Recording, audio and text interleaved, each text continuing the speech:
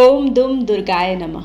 स्वागत है आप सभी का आपके अपने YouTube चैनल उपासना की उपासना में। आज की वीडियो में आप जानेंगे आषाढ़ मास की गुप्त नवरात्रि कब है, गुप्त नवरात्रि का अनुष्ठान किस प्रकार से किया जाता है, एक सामान्य साधक की तरह गुप्त नवरात्रि की पूजा किस विधि से की जाती है और गुप्त नवरात्रि व्रत की कथा क्या है। तो यह संपूर्ण जानकारी आपके साथ वीडियो में शेयर कर रही हूँ।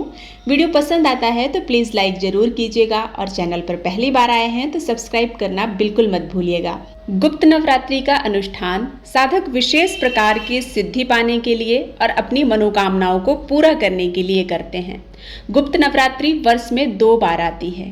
पहली बार माघ मास में शुक्ल पक्ष की प्रतिपदा से शुरू होती है और नौमी पर यह समाप्त हो जाती है, और दूसरी बार आषाढ़ मास की शुक्ल पक्ष की प्रतिपदा से शुरू होती है और नौमी पर यह समाप्त हो जाती है।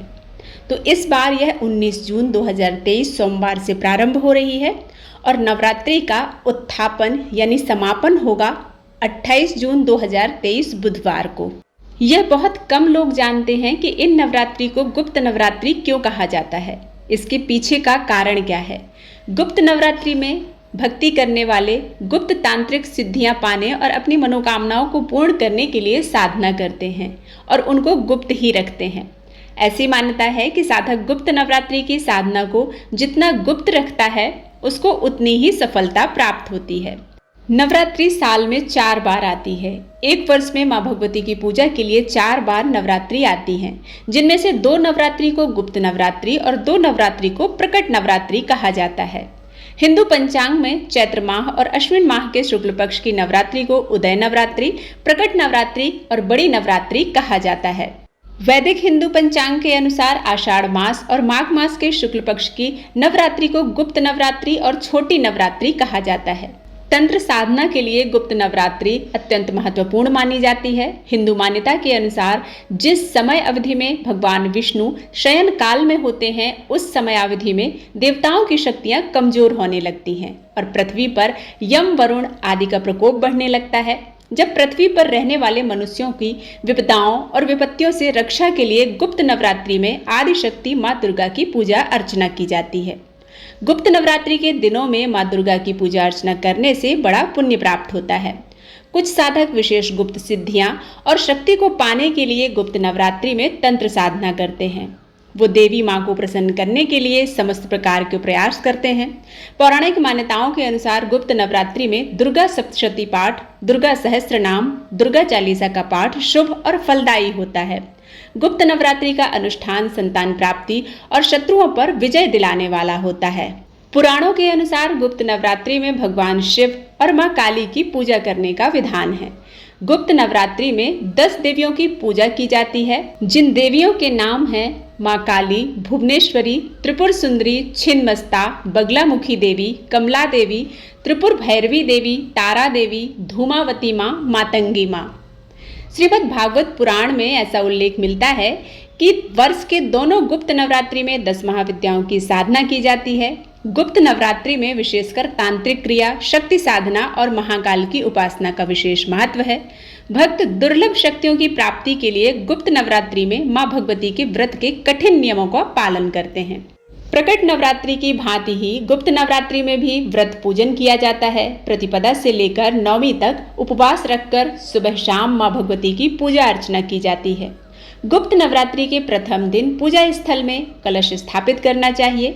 फिर प्रातःकाल स्नान आदि से निवृत्त होकर स्वच्छ वस्त्र धारण करना चाहिए। इसके पश्चात देवी माँ की पूजा करना चाहिए।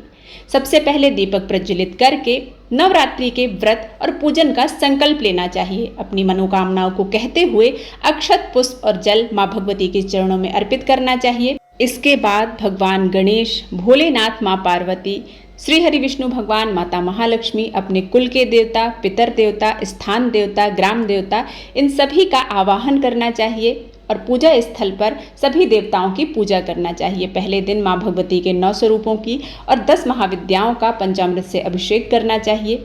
माता को पुष्प चढ़ाएं, फल चढ़ाएं, धूप दीप जलाएं और माँ को भोग लगाएं। विधि विधान से माँ की पूजा अर्चना करें। इस बात का विशेष ध्यान रखें कि माँ दुर्गा की पूजा में लाल फूल का ही प्रयोग करें। भूल से भी देवी माँ को तुलसी, आक, मदार व दूर्वा अर्पित ना करें। माँ दुर्गा की उपासना करते समय माँ दुर्गा के मंत्र का जाप करें, दुर्गा चालीसा, दुर्गा सहस्त्र नाम या दुर्गा सप्तशती का पाठ करें। ऐसा करना अत्यंत श्रेष्ठ होता है और फलदायी होता है। माँ की पूजा करने के बाद माता की आरती करें और इसके बाद क्षमा प्रार्थना जरूर करें। सुबह और शाम दोनों समय देवी माँ को भोग लगाएं। यदि कोई विशेष चीज का भोग आप नहीं लगा सकते हैं तो लौंग और बतासे का भोग माता को नित्य प्रति लगाना चाहिए। देवी के सामने 9 दिनों तक अखंड घी का दीपक प्रज्वलित करें और यदि यह संभव नहीं है तो आप सुबह शाम की पूजा में माँ के सामने शुद्ध गाय के घी का दीपक समर्पित करते हैं तो इतने से ही माँ अतिशीघ्र प्रसन्न हो जाती हैं। गुप्त नवरात्रि के दौरान सुबह और शाम देवी माँ के इस मंत्र का 108 बार जप करने से भक्तों की सभी मनोकामनाएं माता जल्दी से जल्दी पूरी करती हैं। मंत्र है ओम ऐं ह्रीं क्लीं चामुंडाई विच्चे। इस बात का विशेष ध्यान रखना चाहिए कि गुप्त नवरात्रि के दौरान इन 9 दिनों तक भक्त को आहार और आचार में सात्विकता रखनी चाहिए। प्रकट नवरात्रि को बहुत धूमधाम से मनाया जाता है पर गुप्त नवरात्रि को गुप्त रूप से मनाया जाता है। साधना करने वाले अपनी साधना को गुप्त रखते हैं।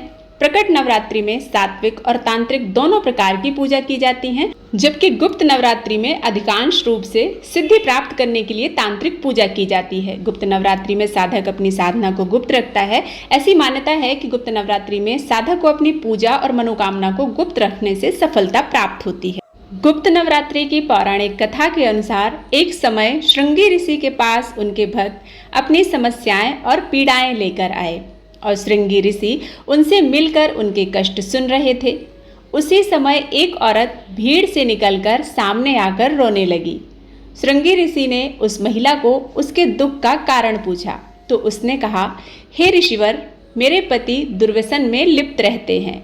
वो मांसाहार करते हैं, जुआ खेलते हैं और कभी पूजा पाठ नहीं करते और ना ही मुझे करने देते हैं।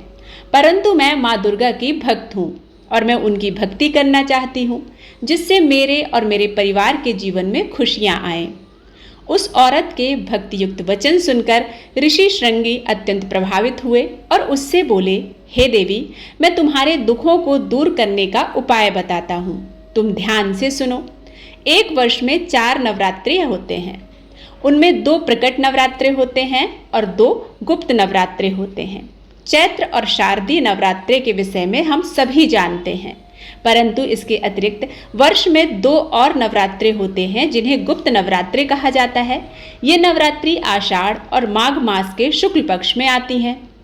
प्रकट नवरात्रि में देवी माँ के 9 स्वरूपों की पूजा साधना होती है, परंतु गुप्त नवरात्रि में माँ 10 महाविद्याओं की साधना की जाती है। जो भी कोई साधक भक्ति युक्त चित्त से गुप्त नवरात्रि में माँ दुर्गा की उपासना करता है, माँ दुर्गा उसके जीवन के सभी दुखों को नष्ट कर देती हैं और उसके जीवन को सफल कर देती हैं। अगर कोई लोभी, मांसाहारी और पूजा पाठ न करने वाला मनुष्य भी गुप्त नवरात्रि में माँ दुर्गा की उपासना करे तो माँ उसके जीवन को खुशियों से भर देती हैं और उसे मनवांछित फल प्रदान करती हैं। श्रृंगी ऋषि बोले, परंतु इस बात का ध्यान अवश्य रखना कि गुप्त नवरात्रि की पूजा का प्रचार प्रसार मत करना।